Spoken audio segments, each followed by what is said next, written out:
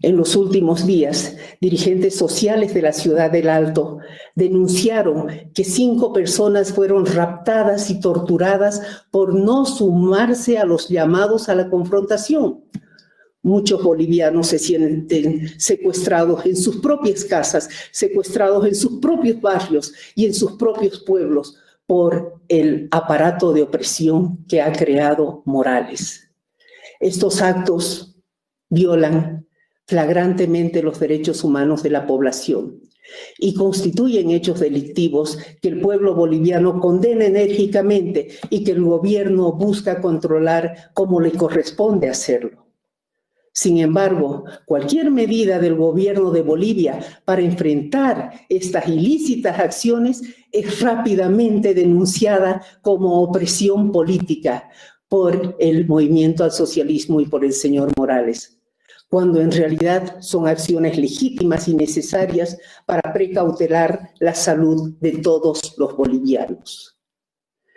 Ya el 3 de agosto, el líder del MAS escribió en sus cuentas de redes sociales que denunciaba ante la comunidad internacional que el gobierno de Bolivia estaría persiguiendo políticamente a los organizadores de estos bloqueos. Nada más falso, puesto que el gobierno busca y propicia el diálogo y únicamente toma acciones proporcionales y necesarias para evitar estos ataques contra la salud de los bolivianos. El nexo entre el señor Morales, el MAS y la violencia es evidente. En el fondo busca la ingobernabilidad del país sin importar las consecuencias de sus actos para la vida de los bolivianos.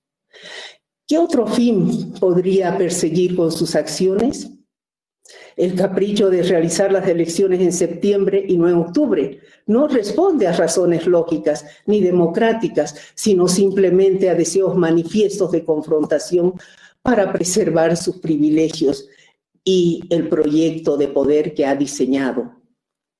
Bolivia, como Estado soberano, no va a permitir que esta violencia y amedrentamientos continúen. Tenemos la labor primordial de velar por los derechos humanos y por la salud de nuestra población, y lo haremos con todos los medios legales que estén a nuestro alcance. Ante esta alarmante situación, el gobierno solicita que los organismos internacionales censuren estas flagrantes violaciones de los derechos humanos. Las manifestaciones y bloqueos promovidos por grupos afines al expresidente Morales están poniendo en peligro la vida de miles de bolivianos y esto no puede ser consentido por la comunidad internacional, como tampoco puede ser ignorado el hecho de que no es la primera vez que el expresidente Morales llama abiertamente a la confrontación y la violencia. Asimismo, manifestamos nuestro desconcierto y preocupación por la pasividad con la que la comunidad internacional recibe los pronunciamientos, provocaciones y violaciones a los derechos humanos de parte de Evo Morales desde su asilo o refugio en Argentina, siendo que inclusive la opinión del Alto Comisionado de las Naciones Unidas para los Refugiados ha dejado en claro que el asilo no puede ser utilizado para incitar la hostilidad o la violencia en el país de origen. Evo Morales siembra caos en un periodo crítico para la historia de Bolivia. Estos pronunciamientos hostiles tienen consecuencias tangibles y nefastas, y pretender defenderlos bajo el argumento de la libertad de expresión es objetivamente injusto.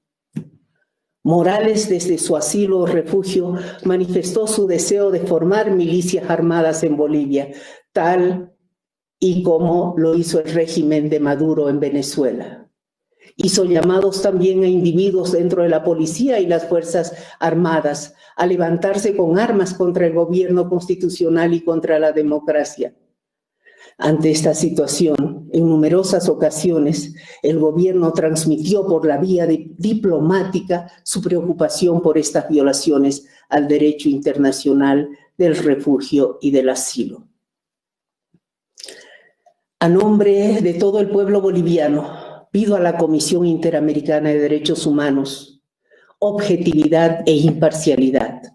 La CIDH no puede convertirse en un portavoz y en un altavoz de Evo Morales y de sus adeptos que ilegítimamente controlan la Defensoría del Pueblo en Bolivia. La parcialización ideológica de la CIDH no ayuda a acabar con la violencia en Bolivia, solamente desacredita a esta importante institución y profundiza las divisiones en nuestro continente.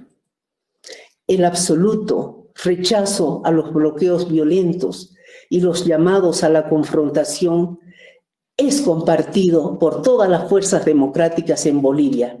Por separado, los partidos y las alianzas democráticas condenaron los actos violentos de quienes bloquean el paso de ambulancias e insumos médicos y dinamitan carreteras. A esta condena de los partidos políticos se han sumado las voces de la sociedad civil organizadas en plataformas ciudadanas, en federaciones de juntas vecinales y en comités cívicos. Señores representantes, en noviembre del año pasado los bolivianos hemos vivido una revolución en la que los bolivianos salieron a las calles pacíficamente para exigir el respeto a su voto y los jóvenes tomaron las riendas del futuro en sus manos. Bolivia fue un ejemplo, removió a un tirano a partir de la fuerza moral de su pueblo, sin cansarse y sin rendirse. Bolivia tiene el objetivo de cumplir con las metas de la integración americana, dialogando con respeto, entereza y dignidad con los estados del continente. Bolivia agradece a los países de la OEA y a la Secretaría General el apoyo a la democracia y la condena a la violencia. Bolivia está comprometida con los más altos valores e ideales que compartimos todos quienes hemos nacido en este hemisferio, la democracia y la libertad.